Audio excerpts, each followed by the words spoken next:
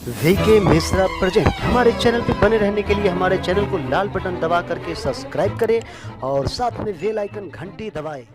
ध्यायेत नित्यं महेशं रजतगिरिनिभं चारुचन्द्रावतंसं रत्नाकल्पोज्ज्वलांगं परशुमेरुगवरा भीतिहस्तं प्रसन्नं पद्मासीनं समन्तात् अस्तुतमृगनैर्व्याघ्रकृतिं वशानं विश्वाद्यं विश्वबीजं निखिलभयहरं पंचवक्त्रं त्रिनेत्रम्। ओम नमः शिवाय। जय श्री राधे कृष्ण। आप सभी का हमारे YouTube चैनल पे बहुत बहुत स्वागत है। यूं ही ज्ञानवर्धक जानकारियाँ प्राप्त करने के लिए हमारे इस चैनल को लाल बटन दबा करके सब्सक्राइब करें, साथ में बेल आइकन घंटी दबाएं ताकि मेरे वीडियो का नोटिफिकेशन आपके पास सबसे पहले पहुंचे। आइए आज सुनते हैं श्रावण मास अंतिम सोमवार व्रत की कथा। आज 16 अगस्त 2021 को श्रावण मास का चौथा सोमवार का व्रत किया जा रहा है। इस बार श्रावण मास में 4 सोमवार का व्रत पड़ा है।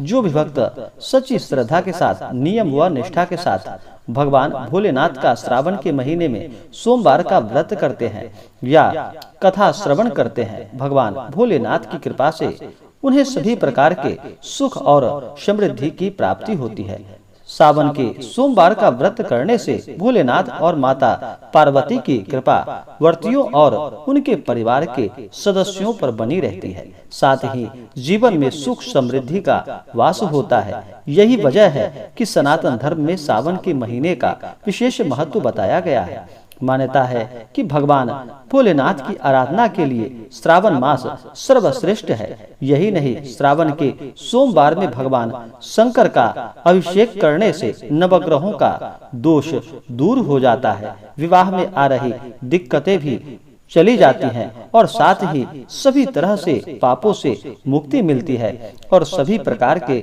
सुख और समृद्धि की प्राप्ति होती है। भगवान भोलेनाथ ही एक ऐसे देव हैं जो अपने भक्तों के ऊपर थोड़े से जल से ही प्रसन्न हो जाते हैं और अपना कृपा बरसाते हैं। तो आइए सुनते हैं सोमवार व्रत की कथा। तो बोलिए प्रेम से भगवान भोलेनाथ की जय, माता पार्वती की जय। बहुत समय पहले की बात है कि प्राचीन समय में एक साहूकार था जो कि भगवान शिव का परम भक्त था। उसके पास धन धान्य की कभी कोई कमी न थी, लेकिन कमी थी तो केवल संतान की।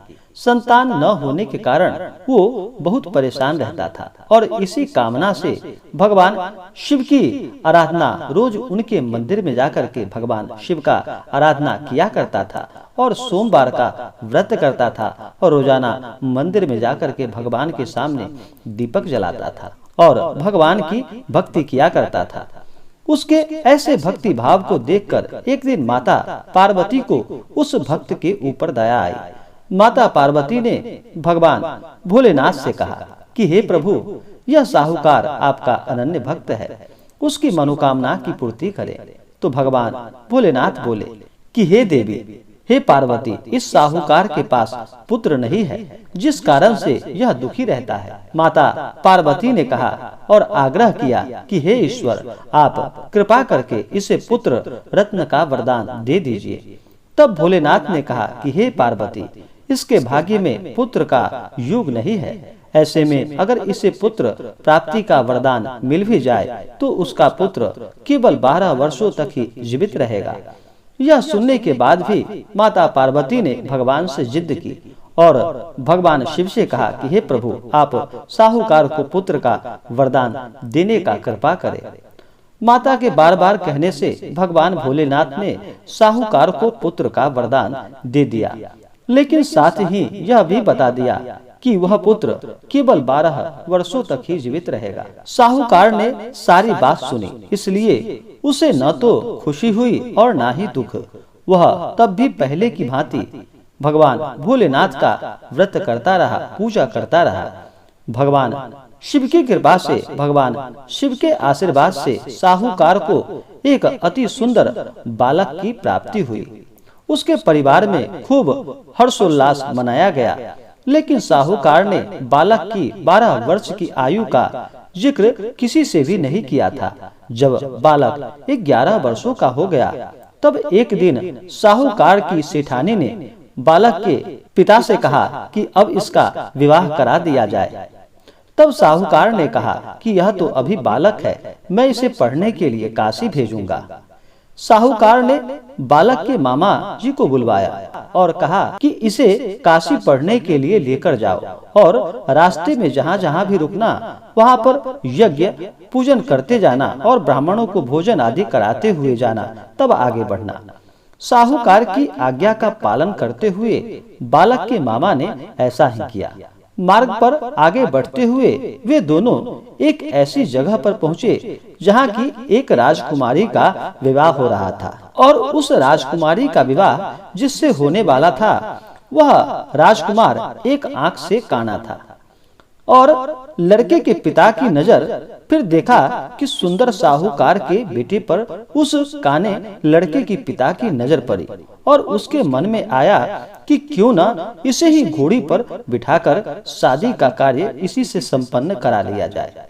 तो उन्होंने साहूकार के बेटे के मामा से बात की और कहा कि इसके बदले में वह अथाह धन देगा, जिस पर उसका मामा राजी हो गया। इसके बाद साहूकार का बेटा विवाह की वेदी पर बैठ गया, और जब विवाह संपन्न हो गया तो उस सेठ के बेटे ने जाने से पहले राजकुमारी की चुनरी के पल्ले पर लिखा कि तेरा विवाह तो मेरे साथ हुआ है, लेकिन जिस राजकुमार के साथ तुम्हें भेजा जाएगा वह तो एक आंख से काना है। जब राजकुमारी ने अपनी चुनरी पर यह लिखा हुआ पाया तो उसने राजकुमार के साथ जाने से मना कर दिया, और फिर बारात वहां से वापस लौट गई। उधर मामा और भांजा काशी नगरी की ओर चल पड़े, और फिर काशी में उसका पढ़ाई होने लगा। एक दिन जब मामा ने यज्ञ रचा रखा था और भांजा बहुत देरों तक अपने कमरे से बाहर नहीं आया, तब मामा ने अंदर जाकर देखा कि उसके भांजे की तो अब मृत्यु हो चुकी है। वह बहुत परेशान हो गया, लेकिन सोचा कि अगर मैं अभी रोना पीटना आरंभ करूंगा तो ब्राह्मण यहाँ से चले जाएंगे और उनका यज्ञ का कार्य पूर्ण नहीं हो पाएगा। फिर उसने उस समय नहीं रोया, और जब यज्ञ पूर्ण हो गया तब जाकर के भांजे के जाने के दुख में वह रोने और पीटने लगा। उसी समय उस रास्ते से माता पार्वती और भगवान भोलेनाथ उधर से गुजर रहे थे। तो माता पार्वती ने उसके रोने की आवाज सुनी, तो माता पार्वती ने पूछा कि हे प्रभु, हे भगवान भोलेनाथ, यह कौन रो रहा है? तभी उन्हें इस बात का पता चला कि यह तो वही साहूकार का पुत्र है जिसकी उम्र केवल 12 वर्षों की ही थी। तब माता पार्वती कहती हैं कि हे स्वामी, इसे जीवित कर दे, अन्यथा इसके माता पिता रो रो कर अपने प्राण को त्याग देंगे। हे प्रभु, इसके माता पिता तो आपका पूजन करते हैं, आपका व्रत करते हैं। हे प्रभु, आप इसके माता पिता के ऊपर दया करें। अगर इसके पुत्र को जीवन दान न मिला तो इसके माता पिता अपने प्राणों को त्याग देंगे। माता पार्वती के बार बार आग्रह करने पर भगवान ने उस बालक को जीवन दान दे दिया, और फिर वह बालक ओम नमः शिवाय बोलते हुए उठा, और मामा भांजा दोनों ने ईश्वर का धन्यवाद दिया, और अब दोनों मिलकर अपनी नगरी की ओर लौटने लगे। लौटते हुए रास्ते में वही नगर पड़ा जहाँ की राजकुमारी के साथ उस साहूकार के बेटे का विवाह हो गया था, और फिर उस राजकुमारी ने उसे पहचान लिया। तब वहाँ के राजा ने राजकुमारी को साहूकार के बेटे के साथ बहुत सारे धन और धान्य को देकर साथ में उसे विदा कर दिया। उधर बालक के माता पिता अपने कमरे में बंद थे, और उन्होंने यह प्रण कर रखा था कि अगर मेरा पुत्र लौटकर नहीं आया तो मैं भी अपने प्राणों को त्याग दूंगा। इस प्रकार से दोनों ने खुद को बंद कर रखा था। तभी लड़के के मामा ने आकर अचानक साहूकार के बेटे और बहू के आने का समाचार उस साहूकार को बताया। साहूकार यह समाचार सुनकर दोनों पति और पत्नी अत्यंत प्रसन्न हो गए, और उन्होंने भगवान भोलेनाथ का धन्यवाद किया और अपने बेटे और बहू का स्वागत किया। भगवान शिव जी ने साहूकार को सपने में दर्शन देकर कहा कि हे साहूकार, मैं तुम्हारे पूजन से अत्यंत प्रसन्न हुआ। इसी प्रकार जो भी व्यक्ति मेरा व्रत करता है, पूजन करता है या कथा श्रवण करता है या कथा दूसरों को भी सुनाता है तो उसकी समस्त परेशानियां दूर हो जाती है और उसे मनोवांछित फलों की प्राप्ति होती है।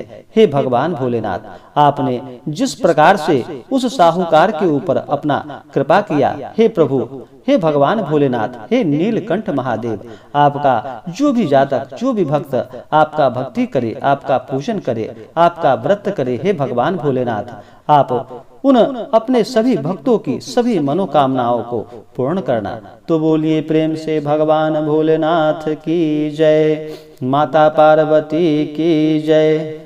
जो भी जातक, जो भी भक्त सोमवार का व्रत करते हैं उन्हें चाहिए कि आज अंतिम सोमवार का दिन है तो आज भगवान का पूरे विधि विधान के साथ विशेष करके पूजन करके हवन आदि करके फिर भगवान की आरती करनी चाहिए। जो भी सोमवार का व्रत करते हैं उन्हें चाहिए कि इस दिन सुबह ब्रह्म मुहूर्त में उठ करके अपने सभी नित्य क्रियाओं से निवृत्त हो करके गंगा नदी में या घर के जल में ही थोड़ा सा गंगा जल मिला करके स्नान करना चाहिए। शुद्ध वस्त्र धारण करते हुए मन में संकल्प लेते हुए भगवान से कामना करनी चाहिए। जो भी मन में इच्छा हो, जो भी कामना हो, वह प्रभु से कहनी चाहिए और व्रत करने का मन में संकल्प लेना चाहिए। जो जातक व्रत न कर पाए तो कम से कम भगवान का जल से अभिषेक जरूर करें और भगवान भोलेनाथ को 3 पत्तों वाला बेलपत्र अवश्य चढ़ाना चाहिए। इस दिन भगवान भोलेनाथ के पूजन के लिए सबसे पहले कोई भी शुभ कार्य में भगवान गणेश का पूजन किया जाता है तो भगवान गणेश का पूजन करे, उसके बाद नंदी देव का पूजन करे, श्रृंगी भृंगी आदि का पूजन करे, कार्तिकेय का पूजन करे, इस दिन चंद्र देवता का पूजन करे, भगवान शिव के सभी गणों का पूजन करे, फिर माता पार्वती का और अंत में भगवान भोलेनाथ का विशेष करके पूजन करना चाहिए। इस दिन भगवान भोलेनाथ का जल से अभिषेक करना चाहिए। भगवान को पंचामृत से स्नान करवाएं, शुद्ध गंगा जल से स्नान करवाएं, उसके बाद भगवान को वस्त्र चढ़ाना चाहिए। यज्ञोपवीत भगवान भोलेनाथ को अर्पित करने चाहिए। अक्षत, चंदन, पुष्पों की माला भगवान भोलेनाथ को अर्पित करनी चाहिए। अक्षत जब भी चढ़ाएं तो अक्षत सूखा हुआ नहीं चढ़ाना चाहिए, अक्षत को थोड़ा सा गीला करके चढ़ाना चाहिए।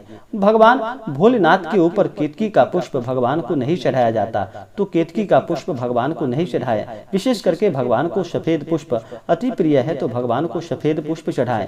भगवान के ऊपर भगवान भोलेनाथ को बेलपत्र अति प्रिय है तो भगवान भोलेनाथ को 3 पत्तों वाला बेलपत्र अवश्य चढ़ाएं। बेलपत्र पे अगर राम का नाम लिख लेते हैं तो यह बहुत ही लाभकारी होता है। तो भगवान को बेलपत्र अर्पित करे, भांग, धतूरा, शमी पत्र आदि अर्पित करे, धूप और दीप दिखाएं, अनेक प्रकार का नैवेद्य भगवान को अर्पित करे, द्रव्य और दक्षिणा चढ़ाएं, पुंगी फल तांबूल भगवान को अर्पित करे। उसके बाद फिर हवन का कार्य करते हुए फिर भगवान की आरती करे। इससे भगवान भोलेनाथ अति प्रसन्न होते हैं और मनोवांछित फलों को प्रदान करते हैं। इसके बाद फिर पूजन संपन्न होने के बाद ब्राह्मणों को दान दक्षिणा देनी चाहिए, ब्राह्मणों को भोजन कराना चाहिए, गरीबों को भोजन कराना चाहिए। इससे भगवान अति प्रसन्न होते हैं और मनोवांछित फलों को प्रदान करते हैं। इस दिन किसी के ऊपर क्रोध नहीं करना चाहिए, किसी के प्रति ईर्ष्या या द्वेष का भाव अपने मन में नहीं लानी चाहिए।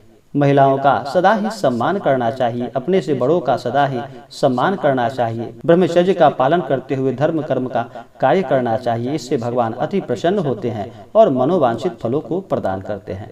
तो आशा करता हूँ कि यह जानकारी आपको अच्छा लगा हो।